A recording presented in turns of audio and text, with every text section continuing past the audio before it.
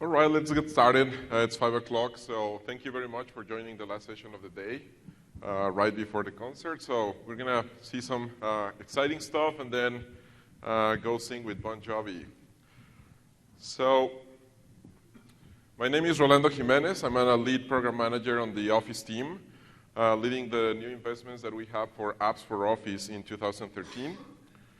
And today we're going to do a deeper dive into how to create apps that integrate into Word, Excel, or PowerPoint. So we're going to spend some time doing a little bit of intro, but I want to spend most of the time showing you how to do the code and how to create these apps. So we'll spend a lot of time in the Visual Studio. So I want to start with setting the context. So how many of you attended the intro sessions on apps for Office and the Cloud App Model? Okay, so half. Good. I just want to set the stage talking about where does this session fit in the overall model. And as you saw in previous session, the new Cloud App Model is basically one common set of elements that apply both for development story for SharePoint as well as for Office. So the common elements are convergence into web standards, ability for doing client-side and server-side logic to integrate into Office.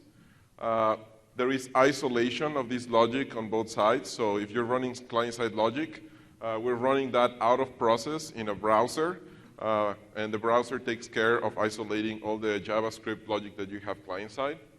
In the case of server-side logic, we no longer run that logic on SharePoint. We'll run that out of box on a web server. And that web server can be anything. It can be IIS, it can be Azure, it can be Linux on a LAMP stack. So there's a lot of possibilities and flexibility on the server side. So you can integrate all that into your app. And then we have a set of investments around making sure that there are great APIs so that you can actually do cool things and interesting scenarios in terms of integrating and interoperating with Office and with SharePoint. So today, we're going to focus on the client-side logic, how to create apps for Office, mostly on the client side. We're going to do a deep dive into the Office JavaScript API that allows you to read and write into Office documents. And we're also going to talk about the tooling story. So all the demos that we'll see will be based on Visual Studio. So hopefully, by the end of the session, you will have a good idea of what are the capabilities of the API, what's the development story, and a little bit of what are the possibilities in terms of scenarios. I'll try to talk about and show you some of the potential scenarios that you can build with these APIs. Just to set the core concepts, in the overview sessions, we explained that an app for Office or an app for SharePoint is a very simple concept. It's just a web page and an XML manifest. The web page is hosted on the web server and served to the client, and the client side logic, the HTML of the JavaScript, is executed in the browser context, or you can have server logic as well running on the server. So, and then you have a manifest, which is very simple XML file that describes how that web page, in this case, integrates into the Office clients. So that's what we're going to be creating today. And also just a quick recap of some of the core concepts to make sure that we're talking about the same things here. We support three shapes, three UI shapes in which user can interact with apps for Office. In Word, Excel, and PowerPoint. Task pane, which is the next to the document, the side. The content shape, which is basically like a chart. It is anchored to a particular part of the document. It prints with the document. If you send the document, it goes with the document as well. And then for mail apps, we have this contextual pane that shows up. So I'm assuming that most of the folks here already saw demos about these, and since we're going to be creating these, I'm not going to show a lot of runtime demos. But let me know if you're interested. Since we're a small audience, I think we can take questions, and if you want to ask or see some demos of some of these things, we can definitely talk about that. One key aspect of this new platform to create apps for Office, in contrast with existing technologies like VSTO and VBA, is that the platform is designed to be cross-device and cross-app. What this means is that when you create an app for Office, an app for Excel, for example, that app for Excel can also work on the Excel desktop and the Excel web app. And that same app, same code base, could also run in Word, which is something that we never had before, right? This is something completely new, and it's one of the core principles of the platform. Make sure that we actually target the full Office suite as opposed to individual applications. So in this session, you'll see how you can create apps that work across all the different Office clients. We're going to talk about the JavaScript API, which was one of the key investments that we're making to enable app development. And in terms of security, I'm not going to talk about the details of how we sandbox the code, but I just want to mention that we also did a lot of work to make sure that applications are sandboxed from a security and performance perspective. And also even from a UI perspective, you'll see that the UI is going to be contained in a particular box that it's all you have access to, and then the framework takes care of the rest of the UI integrations. And we're going to see those concepts in the demos. So before I continue, I want to ask you, who consider yourselves already Office developers? Like you guys are doing VSTO add-ins, okay, a couple.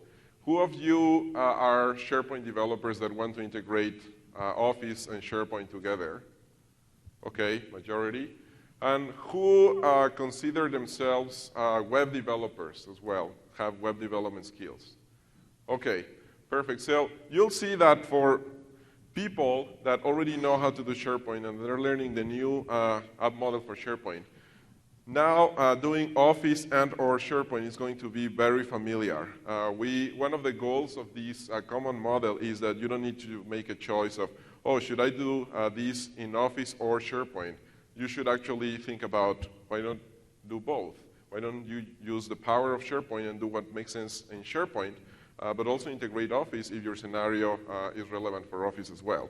And you will see that the story for development is very familiar in both cases. So the last slide I want to talk about is most of the session I'm going to spend on the APIs. So I'm going to walk through the different API capabilities.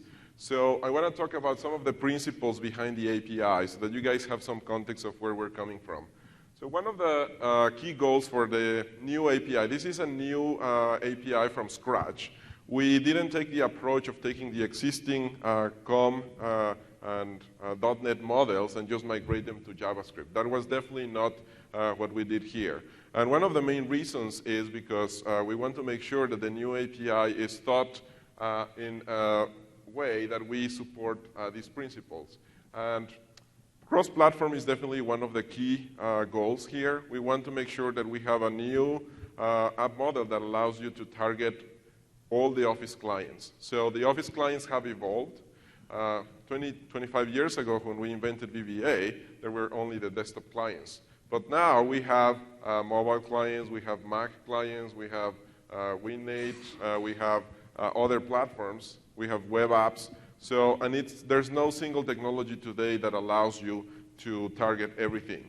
And that's one of the key goals. This platform is, you create an app, and it should work in all these clients where Office runs.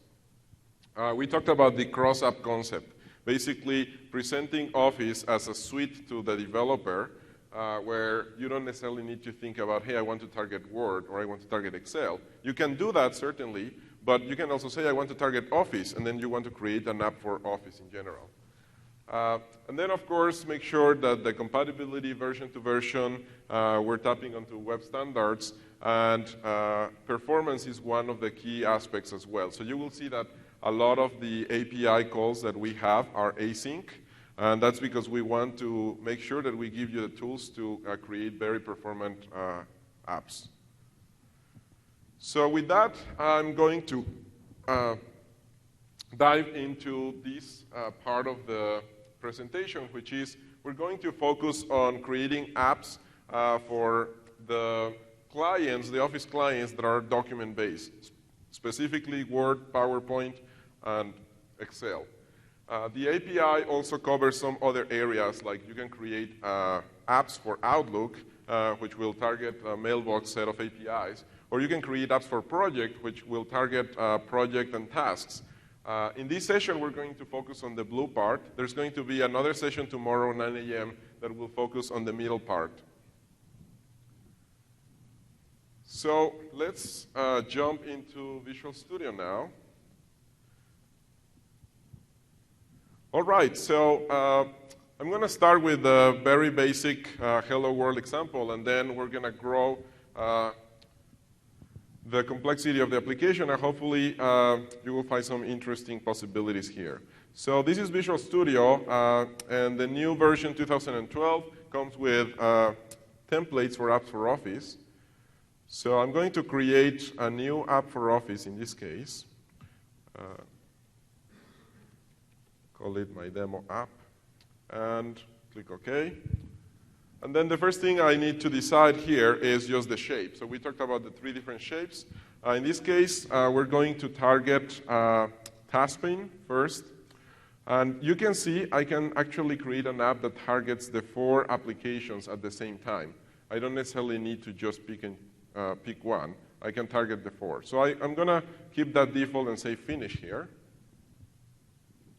And Visual Studio is going to automatically create all the different artifacts that I need for my app. So as we talked, the key concepts are an XML manifest, which I can see here. This is the XML that describes how my app integrates into Office. And there is a nice designer here in Visual Studio where you can edit that manifest. You don't necessarily need to deal with the XML if you don't want to. And a couple of key elements here is the main page. This is the main page for my app. It's just an HTML page. And Visual Studio also added a few script files so that I can put my logic. So this is my demo app script file, which already contains some code. So with that, I want to show you that I can just press F5. And that is going to run the default template with default sample code. So there it is, Excel runs, and I have a task pane with some sample code that allows me to get and set the data. So I can say hello, and I can click this button and read that data, or I can say, and then set that data. So very simple. I'm going to stop the app. So let's see what is going on, and I want to talk about some of the things here. Looking at the HTML file that Visual Studio generates for me, one of the key things here is the JavaScript include that allows me to talk to the Office JavaScript API. So that's probably one of the most important things that you need to know. You need to include that Office.js. And in the current version of Visual Studio, you'll see that this line, which is also including another version of Office.js commented out, we're going to change these, and we're going to make these the default. So the idea here is that by default, you will be pointing to the CDN location that it's hosted on Microsoft.com to include in your app. And the advantage of doing this is that as updates happen to the API, you will automatically receive those updates. So you have a choice of selecting the CDN, and then you get updated as the API gets updated. Or you can work with your local copy in Visual Studio.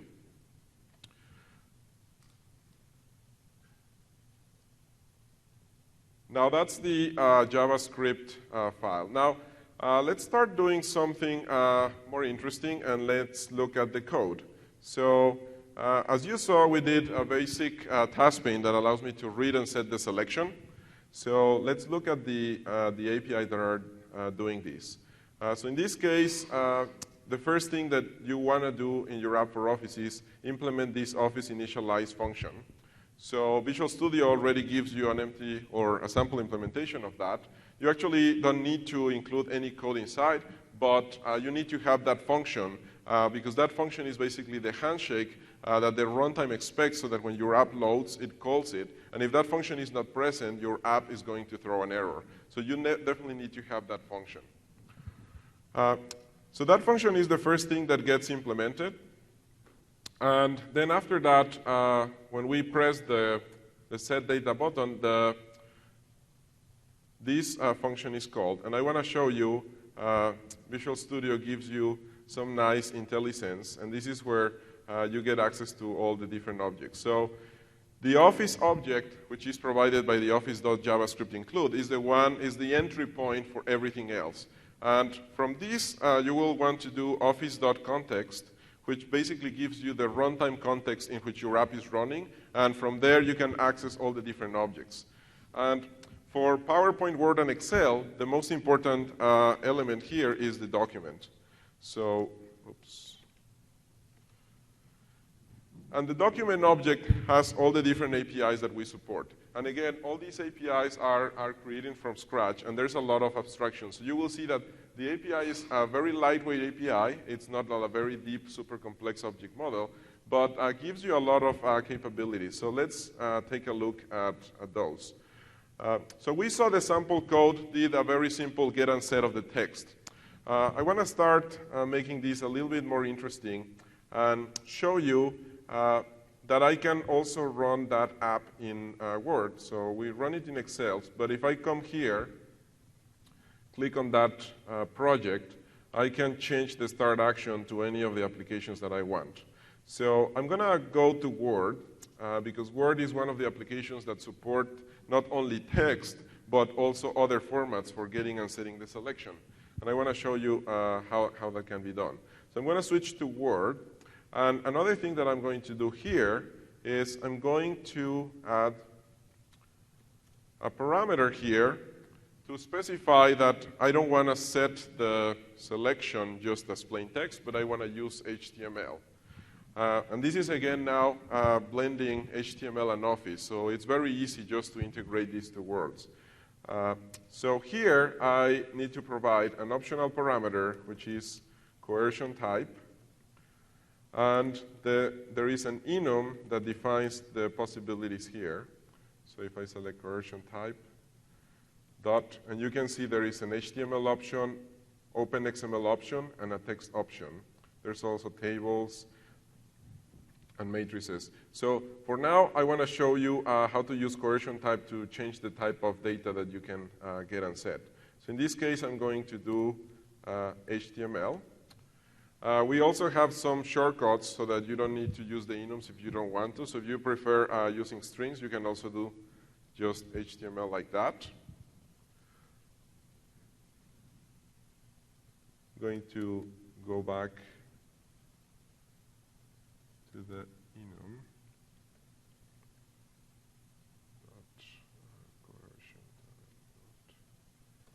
HTML. And so what I'm going to do is I'm going to set the data, and I want Word to interpret it as HTML. So let's see how that looks like.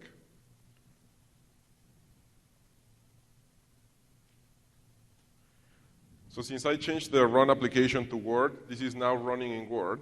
And the same code that I use to run in Excel, I can run in Word. And I have some sample HTML here that I want to use. I'm going to ignore that for a moment. Where did I leave that?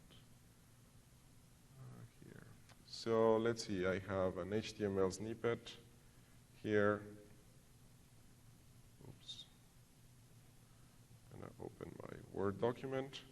And I'm going to paste that here. And then click the Set Data button. And did I set my breakpoint correctly? Oh, wait a second. Some reason the debugger seems to not have caught that. Let me run that again. Oh, am I missing? I'm missing a bracket. Stop debugging. Oh, yeah. Thanks about that. Sorry. Yeah. Okay. So I'm going to run that code, and then set here some HTML on my app in this text box, and then set the data. So I'm going to execute the set selected data async function, and I'm going to pass the HTML coercion type, and then let it run, and then see what happens. So you can see that now the information was bolded, and for some reason it didn't take my formatting, but it did take the bold. Maybe I have some issue with my HTML. Let me go back and make that text box a little bit bigger so that we can see what's going on. So text area type. So let's convert this into a text area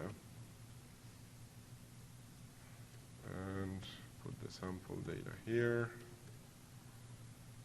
So I'm editing the main page of the HTML, and I'm going to change that input with a text area, and let's say I want that text area to be bigger, so I want 40 columns and 20 rows. So as you can see, this is just plain HTML that I'm doing here. And let's run it again. So my app runs. Now I change the HTML. One trick that you can use when you're creating these applications is that you don't actually need to stop and start debugging every time you change the HTML. You can actually come back here and change the HTML. So for example, I can say demo, save it, then come back to my application, and then hit refresh here, which is F5, and the HTML refreshes. So if you are doing a lot of changes, no need to stop and start the debugger, which is very, very nice. So let's paste again some HTML there. Let's see, seems to be correct. And do a set data, and see what happens. Okay, for some reason it's not taking my background color. Not sure why. Okay, we'll try to debug that later. So, very simple example of dealing with HTML as well. So Word will be able to consume some HTML. I want to show you something really cool that you can do in Word, which is dealing with OpenXML. So for those that are not very familiar with the Office clients, OpenXML is the standard format in which all the files are saved. So the API allows you to get and set OpenXML as well. So let me show you how powerful that can be in a very quick example. So I'm going to use now a different coercion type here to get and set OpenXML. So I'm going to select OpenXML here. And then when I'm getting the data here, this is the get selected data async function. I'm going to do OpenXML as well. So you can see now I'm going to get and set OpenXML. And I'm going to add some code here, and you will see what that code does. So this code basically is going to replace some placeholders that I'm going to have in my OpenXML.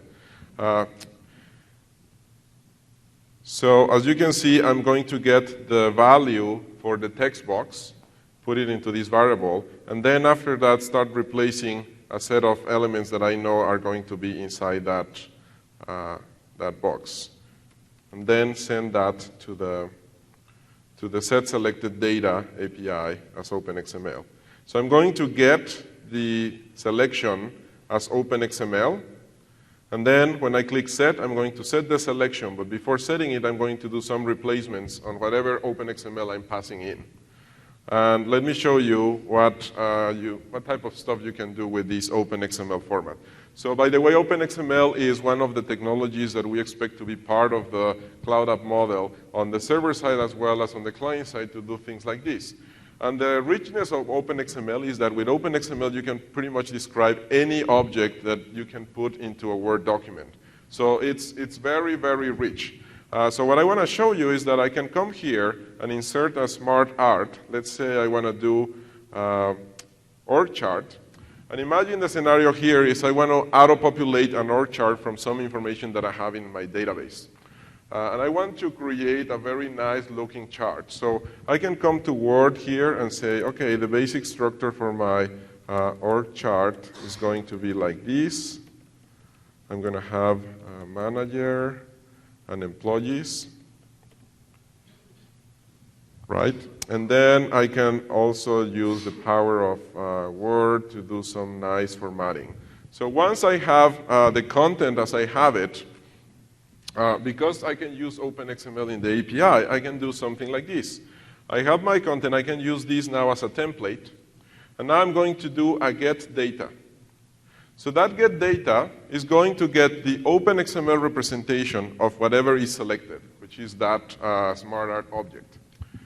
Now that I have it there, I could store it in a database for later use as a template of content, and then use it. But what I want to show you here is I can also set it, and when I set it, I'm going to, again, call my set selected data API, but I did the replacements for some placeholder I typed in.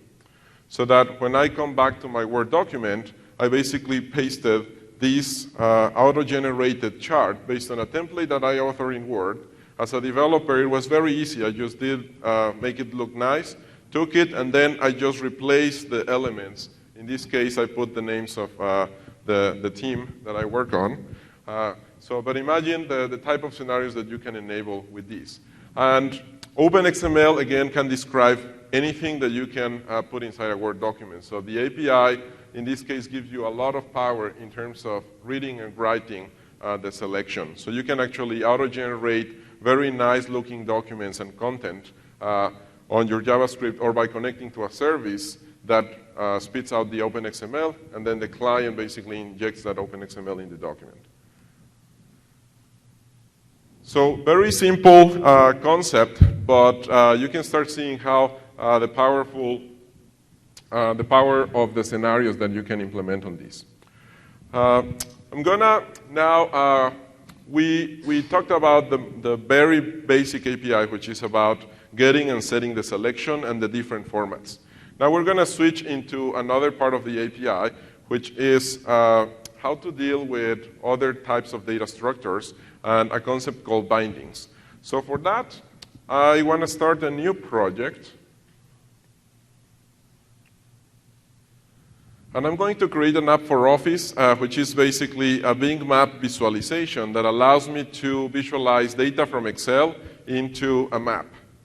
And we're going to see how we do that.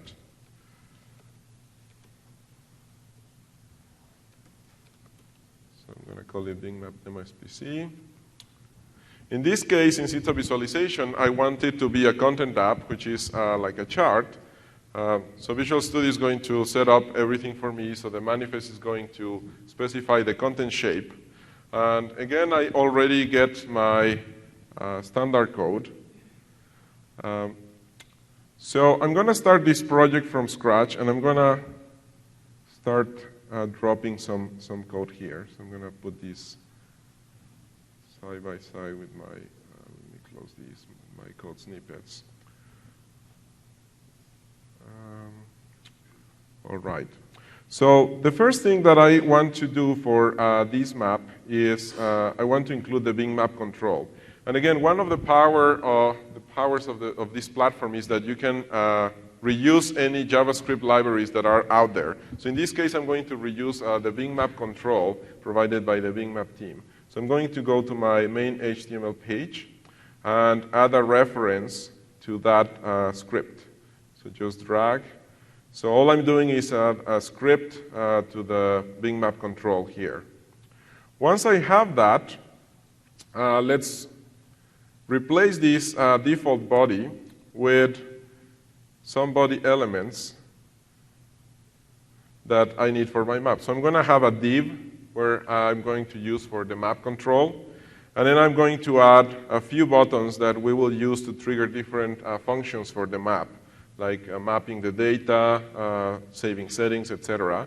And then I have this debug div that will allow me to output what's going on in the API. And this is important because one of the things that we did in terms of isolation of the app's UI is that we suppress alerts. So you cannot use alerts, the standard window.alert in your code.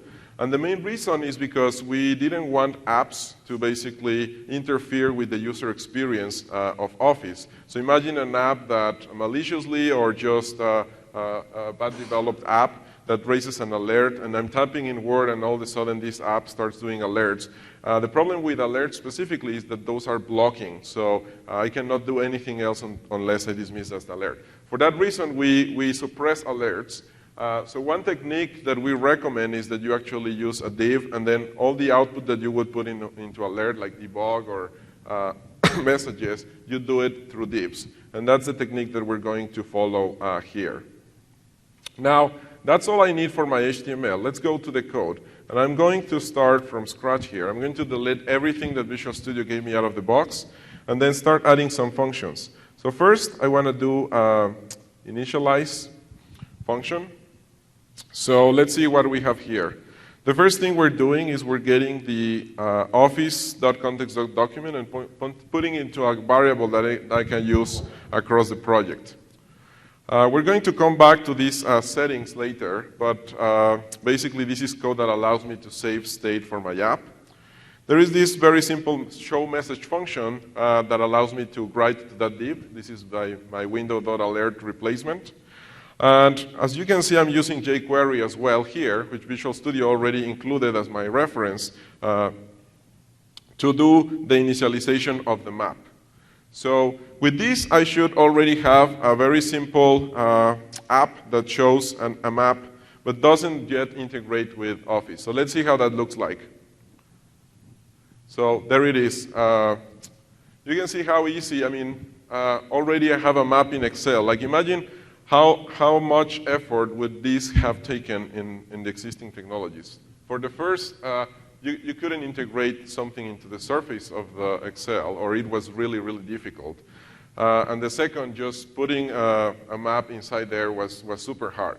And we just did it in less than 5-10 minutes.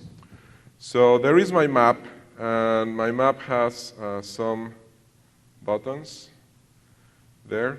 So I should change the size. So those are my buttons, and my div must be over there. The resolution is a bit smaller here. But then let's start doing some interesting stuff here. So I'm going to now add some functions that allow me to drive the map. And this is going to be a bunch of code, but it's just code that it's driving the map. So I'm not going to spend a lot of time looking at that code, but I'm going to drag several lines of code, but it's not huge. I mean, you can see it's just a couple of functions and some variables.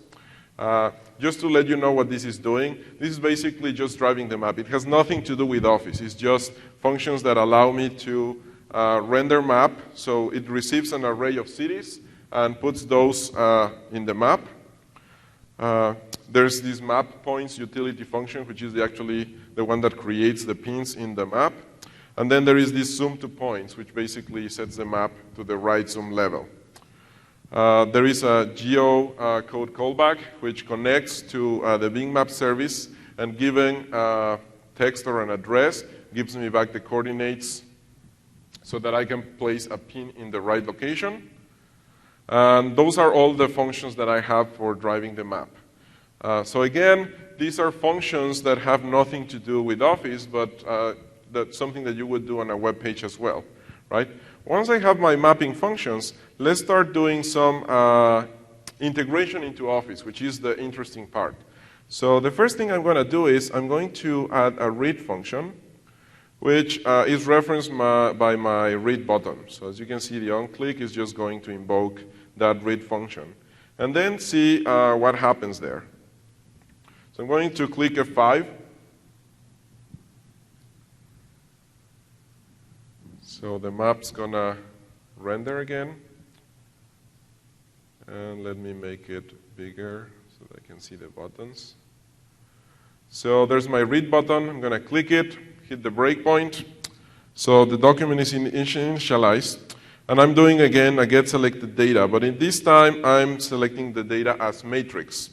So this is one of the things of the API. Not only you support text, but we also support a couple of other objects, matrix and tables. So matrix is effectively a bidimensional JavaScript array. So what you get back when you do this is a JavaScript array that you can use very easily. And as you can see, this function is async. So the callback function that I'm providing here is going to be called in an async way. So that's why I'm going to put another breakpoint here and hit F5 so that it runs. And the first thing you want to do is check if the call succeeded, which you can easily do in this result parameter that you get on the callback function to see if it succeeded or failed. In this case, we can see that it succeeded. And we can see that the value is an empty array in this case because there was nothing selected. So that's going to render the map with an empty array. But let's select something that makes sense. So let's do, I'm going to type Las Vegas. And actually, I can type additional cities as well. So, and let's do Seattle. Oh, typo here. Now I'm going to select that. I'm going to do the same read. Again, same thing. Succeeded, and let it run. And now you can see how I'm mapping those two elements. So very simple, right? I just read the selection, I get it as a bidimensional array, and pass it to my render map function, which takes that array of cities and puts it on the map. All right. Let's see. We saw how to read, and now let's see what can we do in terms of writing back to the document. So I'm going to go back and not stop the project and insert implementation for my write function. So I have this write table function, and let's see what happens. Oh, in this case, I do need to stop because I need to refresh the debugger. Actually, let me try something. I'm going to just hit the 5 here, get the new code. Oh, I didn't save. Sorry. Okay, there we go. You can see I didn't stop the debugger. I just updated the code, hit the 5 on the app, and then the debugger automatically refreshed. So I can see now the breakpoint is going to be hit. So let me move the map up a little bit and maximize this. Let's put this ribbon up. All right, so now let's select something and let's press the write button. So in the write button, I want to introduce another concept here, the notion of being able to handle tables. So table is another object that is supported by the API. So the first thing that I'm going to do is I want to create a table of data in Excel. So I create this office.tabledata object that allows me to do that. So very simple, just, and then initialize it with a set of headers. Cities is going to be the header, and I'm going to initialize it with 3 cities. So basically, you can see how I'm using just JavaScript regular array notation, nothing fancy here. And then I'm going to do the call to the setSelectedData async function, passing that object, and then with no optional parameters, and then see what happens. It succeeded. And I'm going to say F5, and look what happened. It inserted a table in Excel for me. So very convenient. I can bring data from the outside world. In this case, it was just hard-coded, but you can see how you can connect to any system you want and bring data, dump it into Excel. And then once it's in Excel, the user can do whatever they can do in Excel with the data, like create charts, pivot tables, analyze the data, do data cleansing. So the power of having these apps in Excel as compared to having this map in just a web page is that once the data interaction starts happening, the Excel user can leverage the power of Excel to deal with the data, which is something that if you were doing in a web page, you would basically have to program yourself the equivalent functionality that Excel provides you out of the box. So simple things like filtering, sorting, all those functions are already in Excel. And not to say that charts and pivot tables, and all the different powerful features of Excel. So I grow to that data. Now, I want to switch to another concept, which is what we call bindings. So bindings is the way in which an app can establish basically a relationship with a particular section of a document so that it can consistently read and write to that section. And when I say section here, I really mean in Excel and in Word, we have constructs that allow you to specify what a section is. In Excel, it can be a table, or it can be a range of cells. Once you establish a binding to that section, basically you get events when things happen to that region, and you can also read and write to that region freely. So let's see how that works. So I'm going to come back here and add the ability to bind, so some code that allows me to bind. So I added two functions, a bind function that is going to be called when I click the bind button, and the render map from binding function, which is a helper function that takes a binding object, which represents that table, and renders the map based on the contents of that binding. So let's see how that works. Oops, once again, I need to save this and come to Excel, refresh. Okay, and let's see. Now I have my breakpoint will hit. And let's click this button. And let's see. We're going to now call this function, which is bindings. So there is a bindings collection, and I'm going to add a new binding in this document from a prompt. So I'm going to prompt the user to select the region of the document that they want to associate this app with. So I'm going to put another breakpoint for the success. But let's see what happens on the API. So since I specified I want to prompt the user, Excel automatically provides a UI for me so that the user can select whatever they want to bind. In this case, let's bind to the same table that we wrote to. But I could actually select anything in the document and bind to that section. But since my data is already here, let's bind to that table. I'm going to click OK. And then, in this case, the binding succeeded. And the next thing I'm going to do is render the map from binding. So all I'm going to do here is put another breakpoint. Now, I'm going to pass the binding, and I'm going to read the data inside that binding. So basically, the cities that are inside that binding, I'm going to read, and then call the render map with that collection of cities. So again, it's an async call, so there's a callback, in this case succeeded, and I can see that the cities is going to be returned as the rows of that table. So you can see the value there, Seattle, Kirkland, and Bellevue. It's going to be assigned to the cities variable and then rendered. So I'm going to press F5, and then you should see that we have the three cities over there. All right, so that's bindings. So very easy. Now I'm going to go to the next concept, which is events. So right now, if I change this data to nothing happens, right? But I'd like to have the map react to data changes. So let's do that. Let's add an event handler, which is also pretty straightforward. So I'm going to add one more function here to register an event handler. So register event. So in this case, I'm doing a register event, which adds a handler function and provide a handler function, which is also going to render the map. And then I'm going to update and refresh. Now I'm going to click the event. And now I registered an event for that binding, so that if I change the data here, now the event is triggered automatically. I'm going to let it run. And then you can see how now it updated the map automatically. So very easy to hook up events. And you can hook up data change events as well as selection change events. And the last thing I want to show with this example is this notion of settings.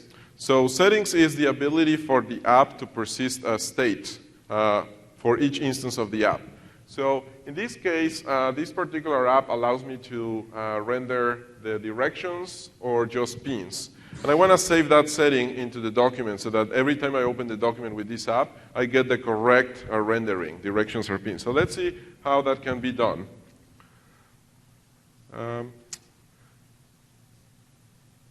after my handler, I'm going to come here to my snippets and add one last function, which is settings.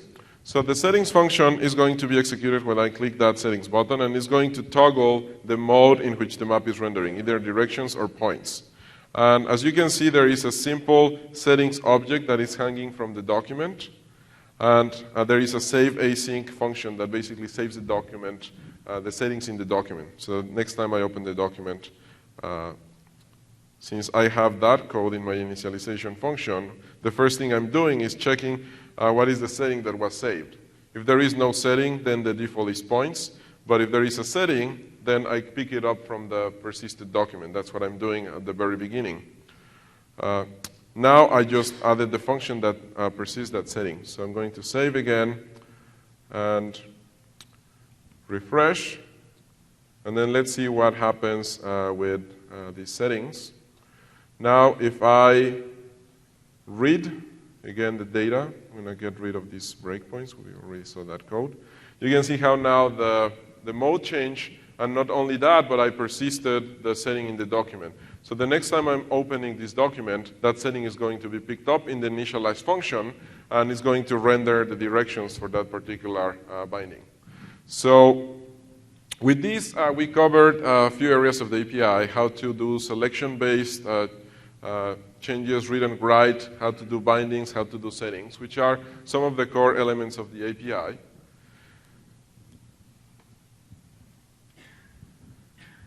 Now I'm going to talk about a very interesting concept that it's also supported by the new platform, which is custom XML parts. And I want to ask you, who is familiar with custom XML parts? Okay, a couple of people. Yeah, custom XML parts is kind of this hidden, very powerful feature that not very many developers know, but once you know it, you really realize that there's a lot of powerful things that you can do here. So let me introduce the concept and then show you how you can use this in apps for Office that target Word. So first of all, some basic concepts. Office documents are effectively zip files. The docx format is effectively a zip file. So you can actually rename docx file to .zip, and you can open it, and then you will see that inside the zip file, there is a bunch of XML descriptions of everything, and that is the open XML format that I was talking about. So everything is described in XML. Now, custom XML parts is the ability for you to add any custom XML of your choice to that zip file, and then have Word use that data to do mappings, for example, into the Word document. And that is done through another concept, which is content controls. So content controls is another feature in Word, not very well known, but that relates to custom XML parts in a way that allows you to basically, content control allows you to specify a region in a document, and you can map that region, that content control, to a particular element on your custom XML.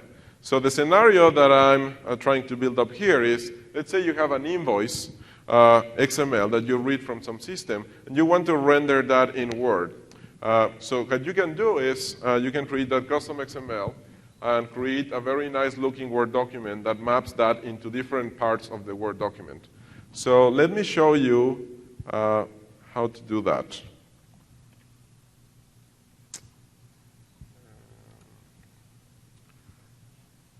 So I'm going to close this project, and I'm going to open Word here. The first thing that you need to do in order to deal with custom XML parts is to enable the developer tab. So by default, it's not enabled, but it's very easy to do that. So I'm going to come here to Options and say Customize Ribbon. And this is where you will find the developer tab. Once you enable the developer tab, it will appear here. And then I'm going to create a new document. And what I can do here is now I can go to this XML mapping pane. And this is where you load custom XML parts into your Word document. So let's do that. I'm going to drop down and say Add New Part. And I already have a custom XML invoice here that I can actually show it to you. It's very simple. I'm going to open that in Notepad. Nothing fancy, just a very brief description of a project with client, project name, and some activities. That's my custom XML. But you can put whatever you want there. So that's what I'm going to add to Word. So Word now added this part, which is the T-summary namespace.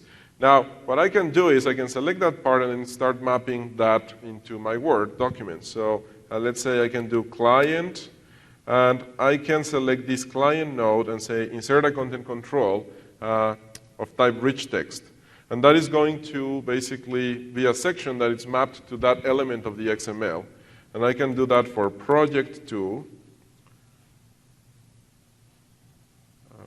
Insert content control.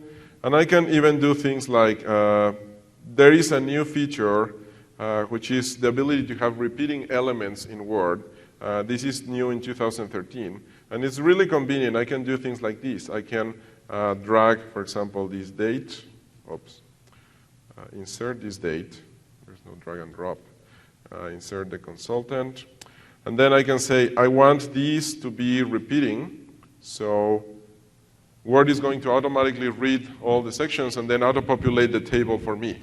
Now, these, I did it manually in my UI, but the power of an app for Office is that you can do this programmatically. So let's see how you can take advantage of this in an app for Office project. So I'm going to start now a new project.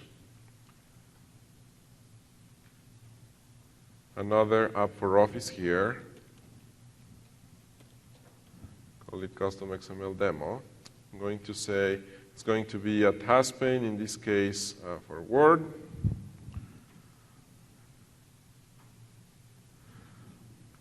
And let's see, what can we do here? So the first things I need to do is, I'm going to use a debug document that I already created. So using just the Word interface, I already created an invoice document. I'm going to show it to you, but I'm going to add that to my project. So I'm going to add an existing document to my project, and here it is. Here, invoice.x.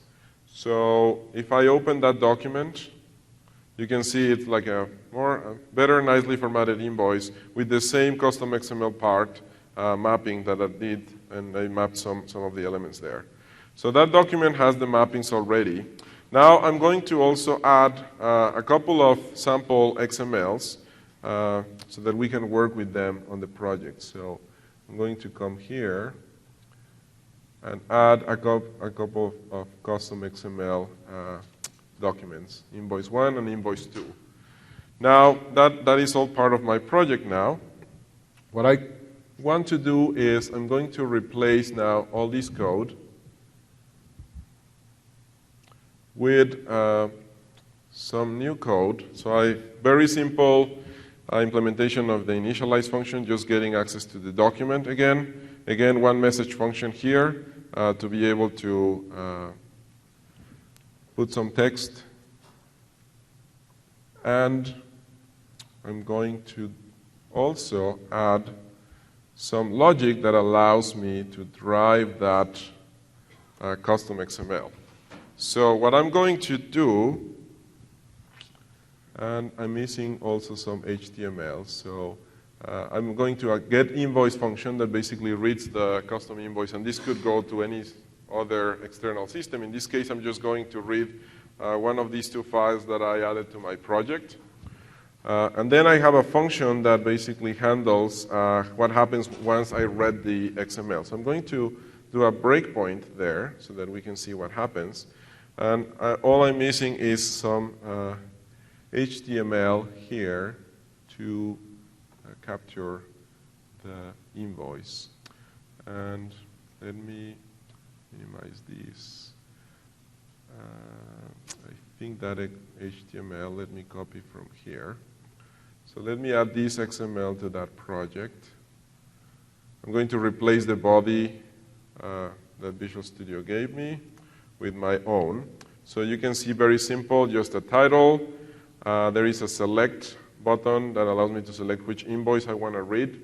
This, of course, could be more sophisticated, connecting to some backend system, and then a div for my message. And that's it. I'm going to save this, and then I'm going to tell Visual Studio to, instead of just run Word, use that invoice docx document that I imported for debugging. So I'm going to hit F5, and Word is now going to launch with that document. Now I can come here and insert this app that I'm creating, which is this custom XML demo. And then you can see my combo with the two invoices. Now I'm going to select an invoice, and I'm going to show you what happens. As you saw, the Word document didn't have any data yet. It was empty. It was just a template. What I'm going to do here is I'm going to read one of those invoices. So just based on the invoice number, which is invoice number 1, I'm going to do a web request to my same server. And if it succeeds, I'm going to put the XML response on this variable, my XML, which is basically the XML that I showed you.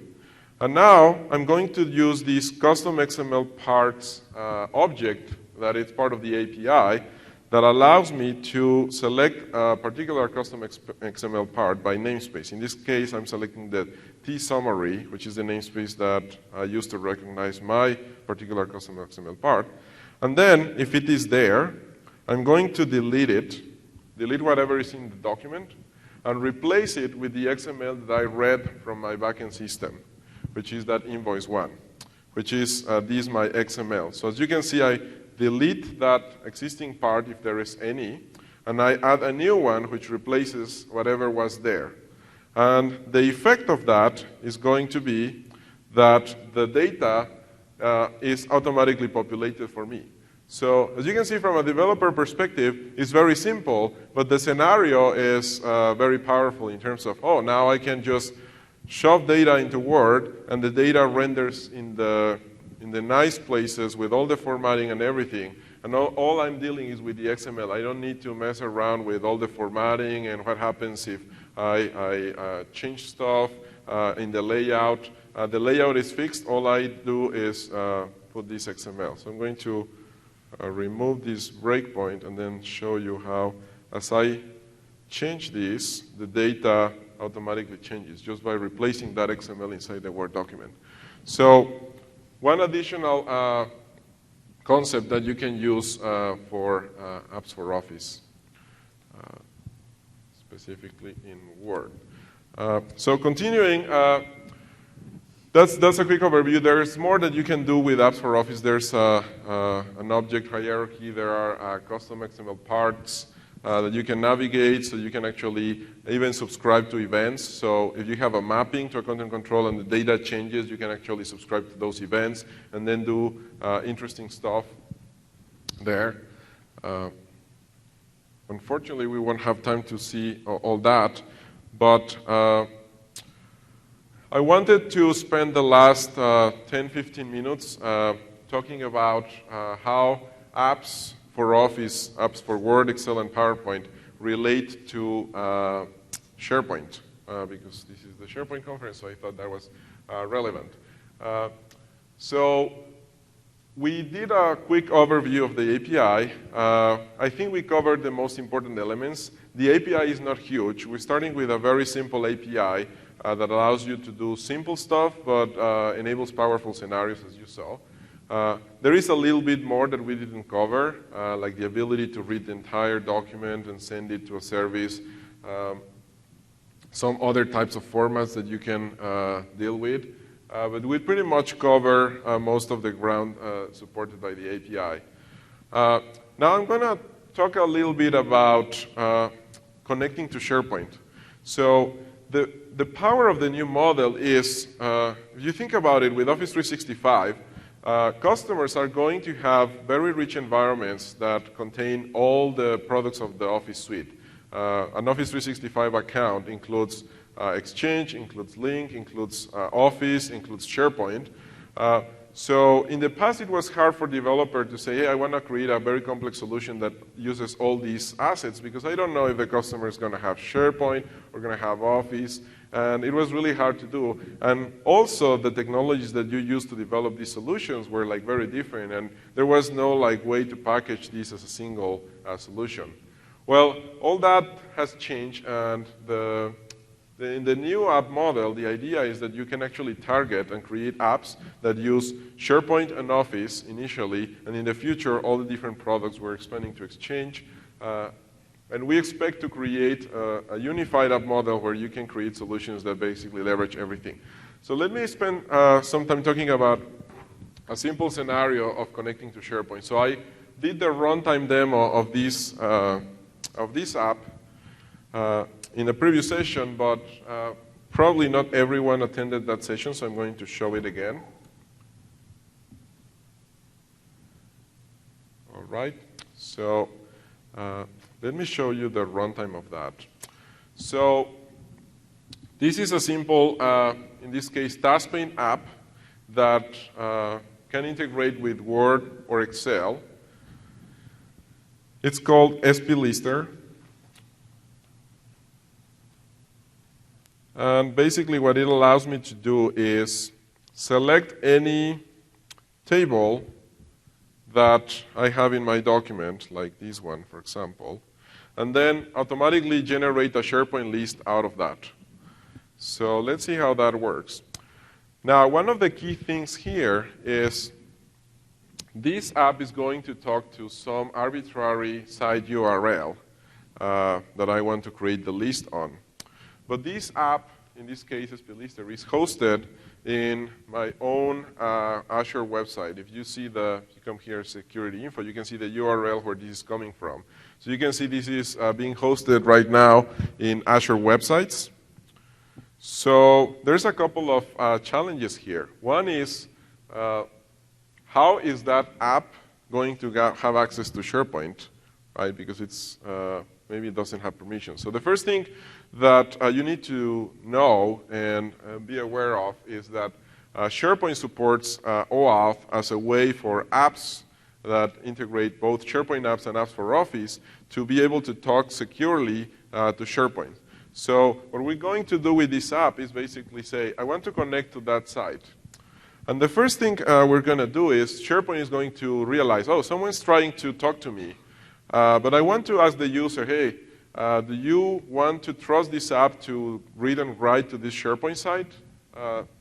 And this is a SharePoint provided UI, which is basically an OAuth consent flow that allows the user to authorize the app.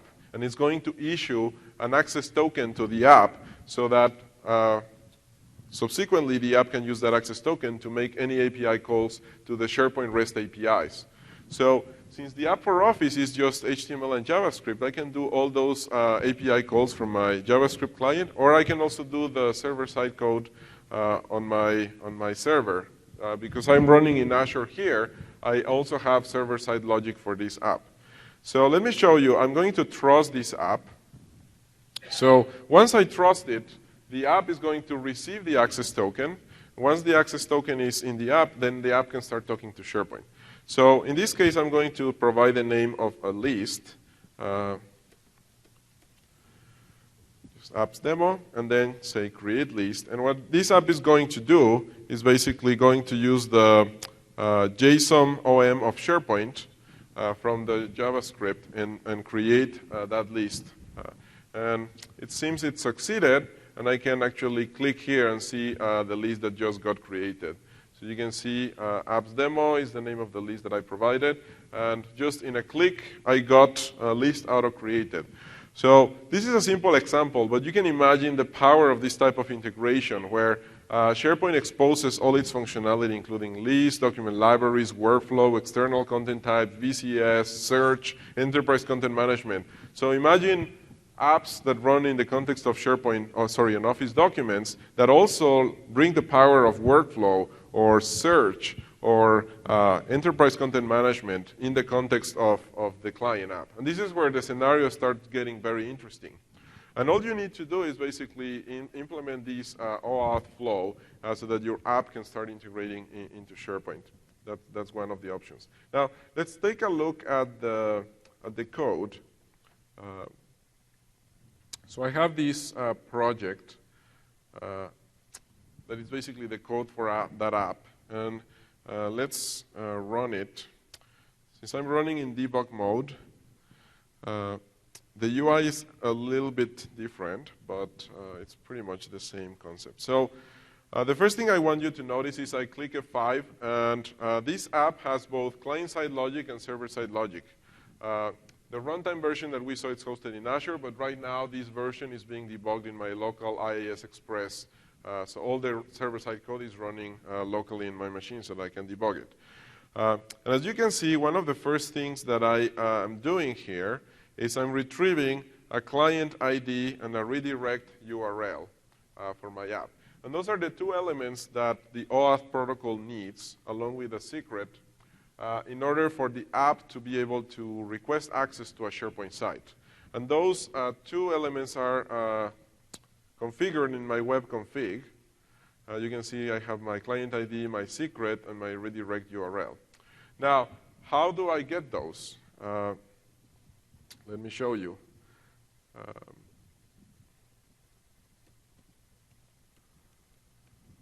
So I'm going to go to dev.office.com. And this is the one-stop shop for everything Office, apps for Office and apps for SharePoint. So if you want to learn about Office, if you want to sell, you come here. And in here, there is this dashboard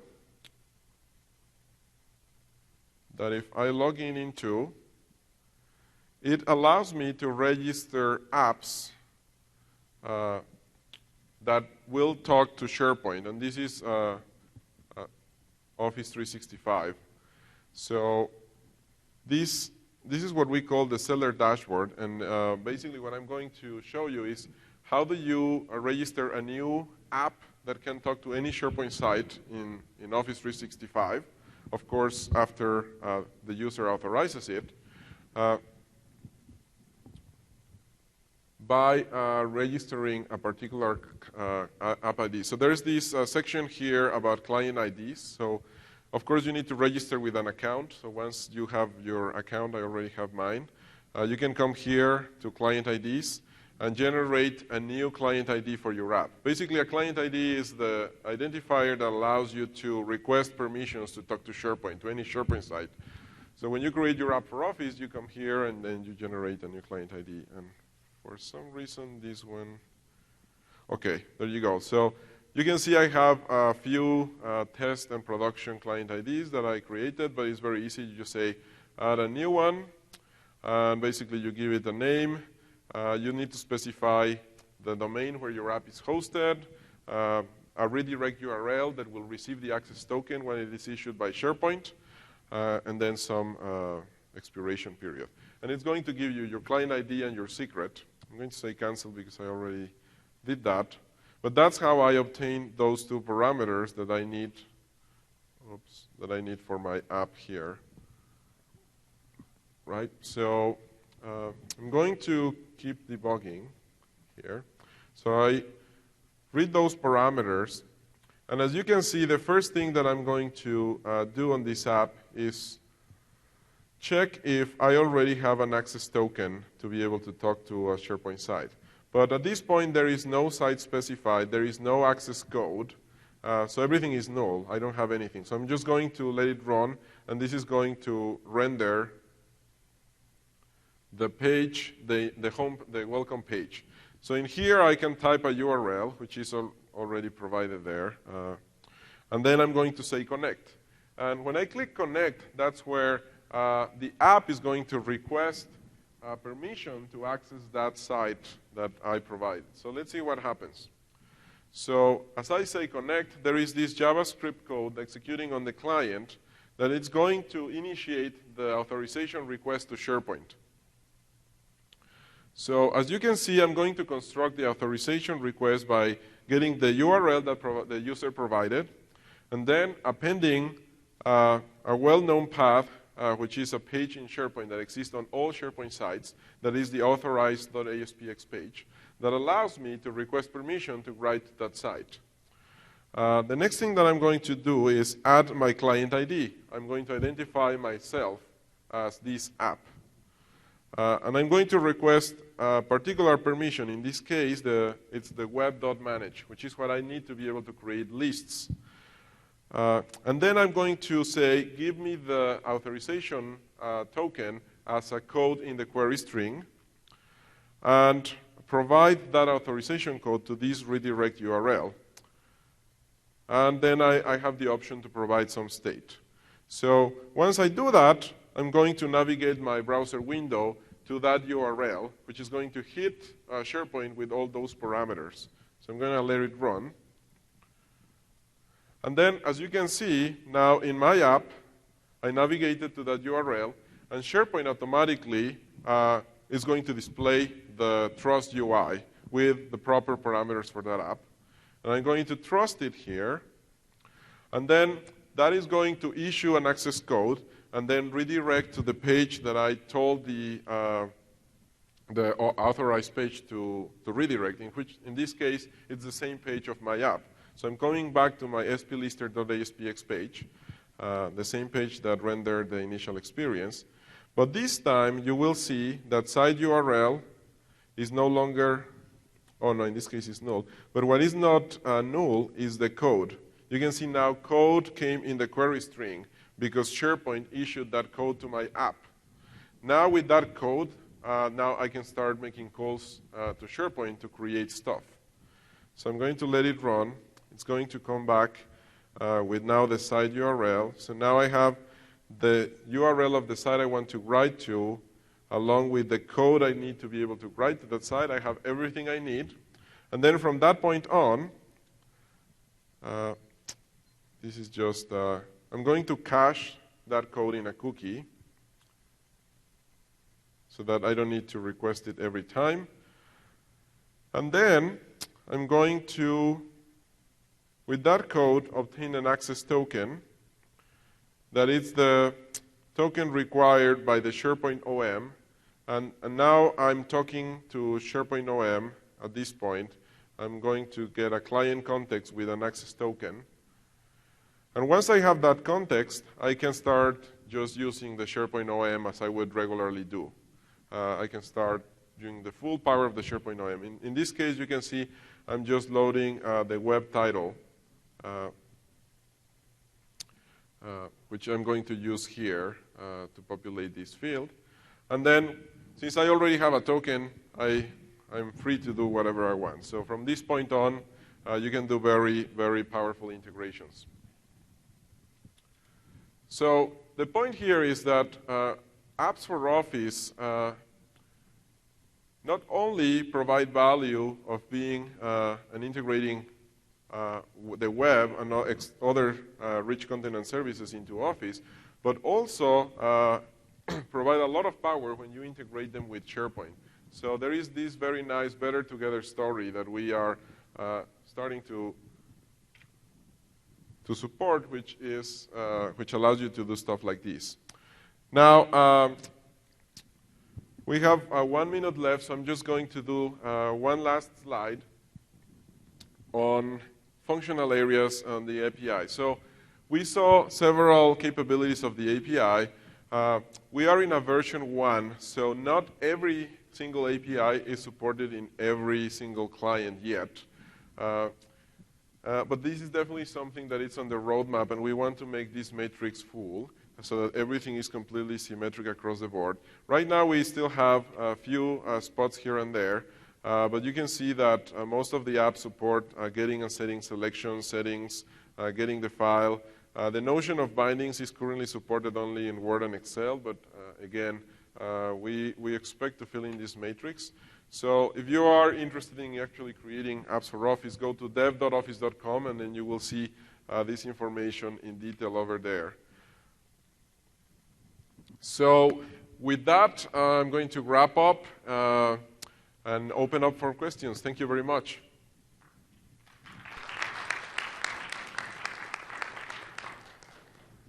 So feel free to ask questions or just come. It's a small audience, so okay, sure. So Microsoft just released TypeScript, which is typed ECMA 5, I believe, sort of. Now, does Visual Studio allow for real-time debugging for apps for Office and SharePoint using TypeScript? The short answer is yes, but let me qualify it. TypeScript is pretty new, and for those that are not familiar with TypeScript, it's a new technology we just announced like a few weeks ago. And it's about making JavaScript to a more robust pro development place where you can actually do typing and object-oriented programming on JavaScript, making it much more compelling for corporate development and pro development. So the question is whether you can use TypeScript for creating apps for Office, and the answer is yes. There's nothing special about apps for Office or apps for SharePoint. You can use TypeScript. Now, in terms of tooling, we're working with the Visual Studio team to have proper support for TypeScript and IntelliSense. So there's a bunch of little things that need to happen to have like a robust experience so that we give you the right IntelliSense, etc.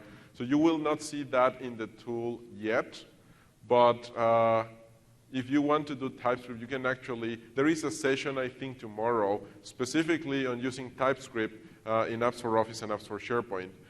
So if you're interested in that, look at the schedule. I'm not sure if it's tomorrow or Thursday, but there is a session on TypeScript for this context. Question there?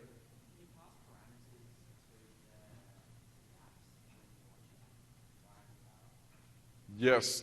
Can you pass parameters to the app when you launch it? It depends. The app basically is activated when the user inserts it.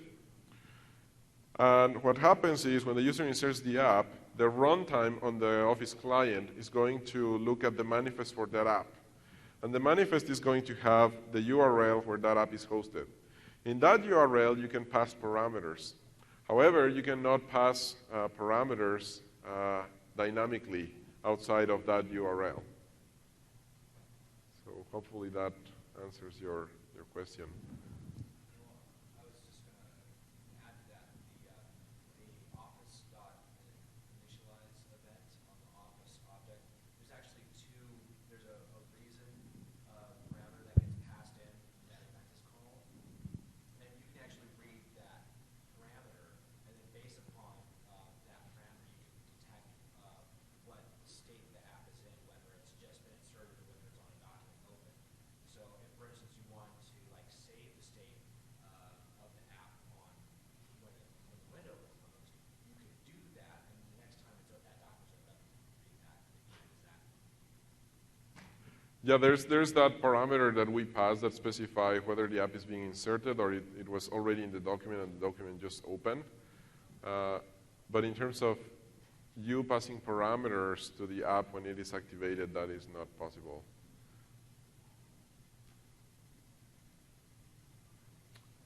All right, thanks everyone for joining, and enjoy the Bon Jovi concert. See you there.